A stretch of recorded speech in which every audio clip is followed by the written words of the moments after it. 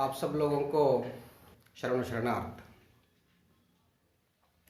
मुझे आज जो टॉपिक दिया गया है बात करने के लिए वो अनुभव मंडप के प्रथम पीठाध्यक्ष और महाज्ञानी महागुरु अल्लम प्रभुदेव के बारे में। आप सब जानते हैं अल्लम प्रभु बहुत बड़ा ज्ञानी थे। अल्लम प्रभुदेव का ज्ञान जो है उसको बराबर में कोई ज्ञानी मुझे अभी तक तो दिखा नहीं है। उनके बारे में यानी उनका वैयक्तिक या पर्सनल लाइफ के बारे में जो चरित्रकार दाखिल किया है हमारे साहित्य में, उसके बारे में मैं थोड़ा सा डिस्कशन करना चाहता हूँ। अभी तक अल्लम प्रभु के बारे में जो साहित्य लभ्य है कन्नड़ में या कोई भी भाषा में, उसमें बहुत इम्पोर्टेंट जो है दो चरित्रकार। एक है हरिहर। हरिहर उनका साहित्य प्रकार जो था वो रगड़े प्रकार, उसको कन्नड़ में रगड़े बोलते हैं। तो हरिहर 13वीं शताब्दी का एक चरित्रकार लेखक। उन्होंने बसवण्णा के बारे में भी प्रथम बार बसवराज देवर रगड़े ये लिखा था। वही हरिहर अल्लम प्रभु के बारे में लिखा है। और नेक्स्ट है चामरस। चामरस का प्रभुलिंग लीला, एक हरिहर एक चामरस, ये दो इम्पोर्टेंट चरित्रकार अल्लम के बारे में जितने भी जानकारी दिए हैं उसमें थोड़ा फर्क है। हरिहर के अनुसार और चामरस के अनुसार, दोनों का अनुसार अल्लम जो गांव के थे वो गांव तो बराबर है। आज कर्नाटक के जो मध्य भाग में आता है शिवमोग्गा जिला, शिवमोग्गा जिला के शिकारीपुर तालुका एक गांव आता है बल्लीगावे, अल्लम प्रभु का मूल स्थान। वो गांव में अल्लम प्रभु पैदा होता है। उनका माँ बाप का नाम हरिहर के अनुसार निरंकार बाप का नाम, सुज्ञानी माँ का नाम। चामरस के अनुसार अल्लम प्रभु का बाप का नाम नागवासाधिपति। ये दोनों में बहुत फर्क लगता है। हरिहर का जो माँ बाप का नाम उन्होंने मेंशन किया अल्लम प्रभु का, वो तो बहुत सारे विमर्शकों ने सही नहीं बताया। वो काल्पनिक नाम है, ऐसा कुछ राय हमारे विमर्शकों का है। हरिहर के अनुसार अल्लम प्रभु एक नटवर कम्युनिटी जो मंदिरों में नाट्य करते हैं और ढोलक बजाते थे, वो कम्युनिटी वाले थे। उन्होंने जब यौवन को आया तो तब एक पुरातन शिव मंदिर था। वो शिव मंदिर में उन्होंने जब नृत्य वगैरह चलता था तब उन्होंने ढोलक बजाते थे। ढोलक बजाते वक्त एक युवती, उसका नाम कामलता, बहुत सारे लिटरेचर में वो औरत का नाम माया देवी भी है। एक कामलता से मोहित होकर शादी कर लेते हैं। शादी करने के बाद अचानक एक दिन कामलता बुखार से मर जाती है। तो अल्लम प्रभु जी उदास हो जाते हैं, तो उन्होंने भी खुदकुशी करके मरना चाहता है। तो एक गुफा में निकल जाता है खुदकुशी के लिए। तब उनको एक ऋषि सन्यासी का दर्शन हो जाते हैं। वो ऋषि का नाम अनिमिष। अनिमिष अल्लम प्रभु को मन परिवर्तन करके दीक्षा देके एक ज्ञानी बनाता है। ये है हरिहर का चरित्र। और चामरस का जो प्रभुलिंग लीला है उस कृति में कामलता का प्रस्ताव है। कामलता से शादी नहीं करते हैं अल्लम प्रभुदेव। कामलता यानी माया देवी और अल्लम के बीच में एक स्पर्धा हो जाते हैं। वो नाट्य करने वाले और उन्होंने ढोल बजाने वाले। इस स्पर्धा में अल्लम प्रभु का जीत हो जाता है तो तब माया देवी हार जाती है। उनको हर एक तरह से जो माया देवी इनके सामने प्रेम का जो निवेदन करते हैं तो तब इन्होंने ठुकरा के उनको हरा के वहां से निकल जाते हैं। ये प्रभुलिंग लीले में जो उनका व्यक्तिगत इंट्रोडक्शन उन्होंने दिया है। इसके बाद में 15 शताब्दी में शून्य संपादन ग्रंथ लिखा हुआ। उसके अनुसार अल्लम प्रभु ज्ञानी हो जाते हैं। मूलतः उन्होंने एक शैव या नाथ परंपरा से जुड़े हुए रहते हैं। उसके बाद में उन्होंने पूरा भारत घूम के बहुत बड़े बड़े दार्शनिकों के साथ चर्चा या संवाद करके उनको मार्गदर्शन करते करते करते आखिर में उन्होंने कल्याण को आ जाते हैं। आसपास 12वीं शताब्दी में जब बसवण्णा कल्याण में समाजो धार्मिक क्रांति का आरंभ किए थे तब उन्होंने कल्याण को आ जाते हैं। बसवण्णा जी जब अनुभव मंडप का स्थापन करता है तो अनुभव मंडप का प्रथम अध्यक्ष अल्लम प्रभु को चुना जाते हैं बसवण्णा और सब शरणों ने। उन्होंने थोड़े दिन के लिए कल्याण में रह के कल्याण का जो सोशल रिफॉर्म्स का जो वर्क चल रहा था उसको सब मार्गदर्शन करके उसके बाद में श्रीशैल निकल जाते हैं और श्रीशैल से वापस कर्नाटक को आते हैं। ये शून्य संपादन में दाखिल है। अल्लम जो ज्ञान हासिल किया शायद उनके पास एक लीडरशिप क्वालिटी होता तो उन्होंने बसवण्णा और गौतम बुद्ध से बहुत आगे निकल चुके होते। मेरे ख्याल से अल्लम का ज्ञान को मैंने किसी का ज्ञान बराबर नहीं मानता हूं। उसके वचन में बहुत सारे चीजें हैं। दो चीज हमने फाइंड आउट करते हैं, वो अध्यात्म और अनुभव। उनके वचन का मुख्य वस्तु जो है अध्यात्म और अनुभव। सेकंड, उनका जो रास्ता था ये अध्यात्म और अनुभव हासिल करने के लिए जो रास्ता था वो रास्ता था अनिरीक्षित अर्थ निर्माण,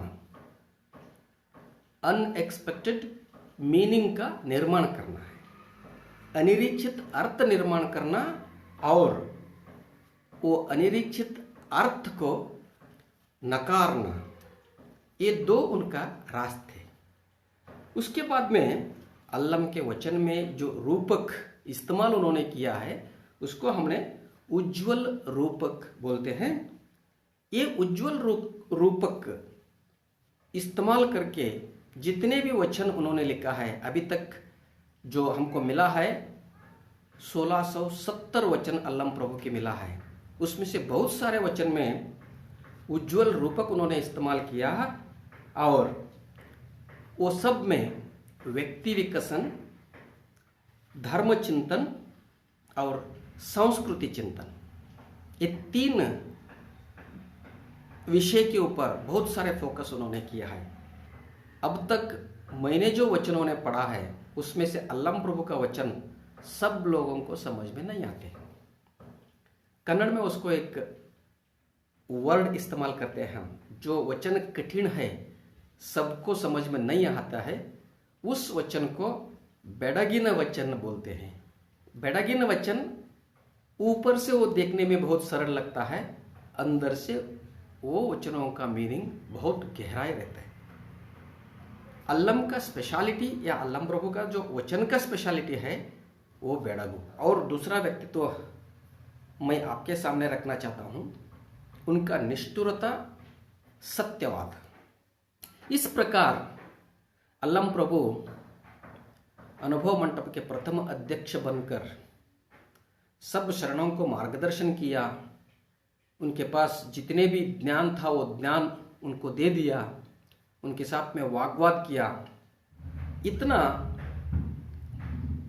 हम अल्लम प्रभु के बारे में हम जानते हैं। और दूसरा, शरणों की इन जनरल मैंने बता रहा हूँ, उससे शरणों का आंदोलन हुआ, उससे पहले का जितने भी दार्शनिक लोग भारत में हो चुके थे, वो लोगों का सिर्फ एक आत्मोन्नति का मार्ग था, यानी अध्यात्म या अनुभव हासिल करके आत्मोन्नति हासिल करना लास्ट में, यानी मुक्ति। मगर शरणों का आत्मोन्नति या मुक्ति ये अंतिम मार्ग नहीं था या अंतिम उद्देश्य नहीं थे। सब शरणों ने अध्यात्म और अनुभव के साथ में मकसद जो था एक आत्मोन्नति या मुक्ति, उससे पहले समाजोन्नति।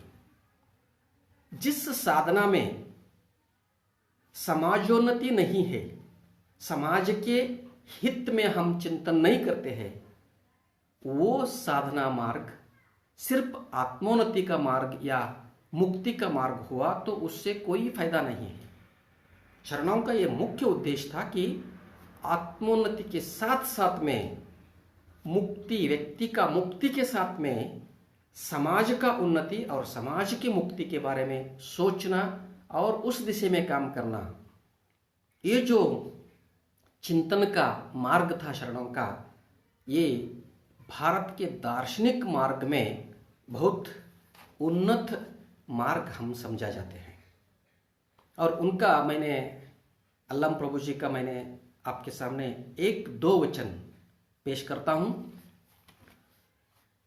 आजकल के ज़माने बहुत सारे लोग, जब से लिंगायत प्रत्येक धर्म या संविधान मान्यता आंदोलन भारत में चालू हुआ, तब से बहुत सारे लोग बोलते हैं कि बसवण्णा जी गुरु नहीं हैं, उन्होंने वीरशैव धर्म स्वीकार किया। जो ही काल्पनिक जगतगुरु लोगों ने बसवण्णा को दीक्षा दिया, वो खुद कहाँ पैदा हुआ, कहाँ से पैदा हुआ, उनके गुरु कौन है, माँ बाप कौन है, किसी को पता नहीं है। ऐसे काल्पनिक पुराण के लोग गुरु बसवण्णा को गुरु बनते हैं, तो इससे बेशर्म का बात और कोई नहीं। ये सब कंफ्यूज क्रिएट करने के लिए लोगों ने ये बोलते गए। ये ठुकराने के लिए हमने उनको जवाब देना है, तो सिर्फ शरणों का वचन लेके ही जवाब हम दे सकते हैं। अल्लम प्रभु जी बहुत स्पष्ट रूप से एक वचन में लिंगायत धर्म का संस्थापक बसवण्णा है और इस दुनिया का गुरु बसवण्णा है, ये बोलते हैं। एक वचन में आपके सामने मैंने ये वचन पेश कर रहा हूं इसके बारे में। शिव गुरु यंदु बल्लातने गुरु, इस लाइन, शिव गुरु यंदु बल्लातने गुरु। जो शिव है, शरणों का शिव, निराकार शिव, शिव को जो हम गुरु मानते हैं, शिव को जो गुरु समझते हैं, वही गुरु है।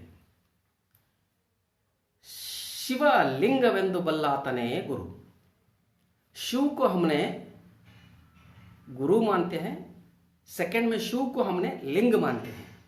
शिव को जो आदमी लिंग मानते हैं और लिंग पहचानते हैं, शिव में जो लिंग पहचानते, वही गुरु।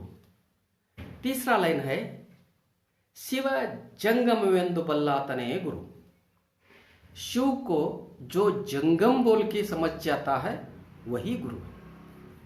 चौथा, शिव प्रसाद वेंदु ತಿಳಿದಾತನೇ गुरु, शिव को जो प्रसाद बोल के समझ जाते हैं, वही गुरु है। शिव आचारवेंदु बल्लातने गुरु, शिव जी को जो आचार मानते हैं, वही गुरु है। इन ये पंचाचार हो गए, 4 या 5 आचार, गुरु, लिंग, जंगम, प्रसाद, आचार। ये गुरु, लिंग, जंगम, प्रसाद और आचार, ये 4-5 को जो गुरु मानते हैं, वो रियल गुरु है। इंती पंच विधवे पंच ब्रह्मवेंदरिदाता, ये पांचों को पंच ब्रह्म बोल के जो समझ लिया है वो हमारे महामहिम संगन बसवಣ್ಣ है। जो महामहिम संगन बसवಣ್ಣनो यनगियु गुरु, ये जो पांचों को गुरु माना है वो बसवಣ್ಣ संगन बसवಣ್ಣ जो है वो मुझे भी गुरु, निनगियु गुरु, तुमको भी गुरु, जगक्ಕೆಲ್ಲವೂ गुरु काण गुहेश्वर। ये पूरा जग को बसवಣ್ಣ ने गुरु है, ये अल्लम प्रभु का स्पष्ट राय है। ये जो पंच आचार है, ये पंच आचार को जो गुरु मानते हैं वो बसवಣ್ಣ है, और वो बसवಣ್ಣ मुझे, तुम्हें और इस दुनिया का गुरु है। ये एक वचन शायद बस है, बसवಣ್ಣ लिंगायत धर्म का संस्थापक गुरु है।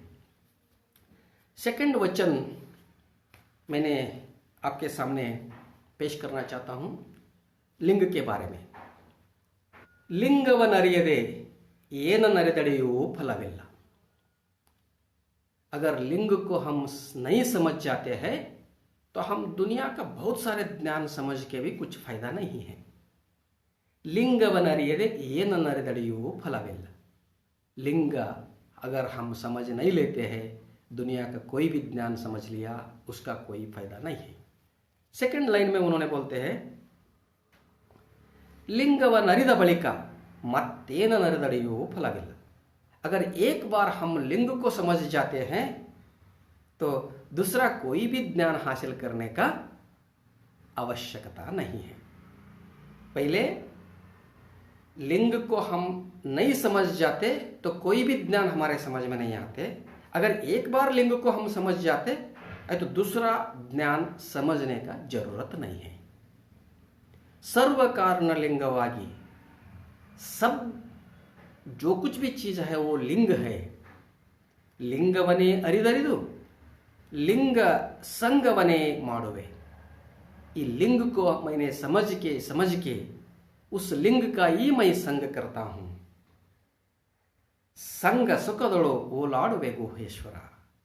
ये जो लिंग का संग किया है शरणों ने, उन शरणों के संग में मैं खुशी से रहता हूं गुहेश्वरा।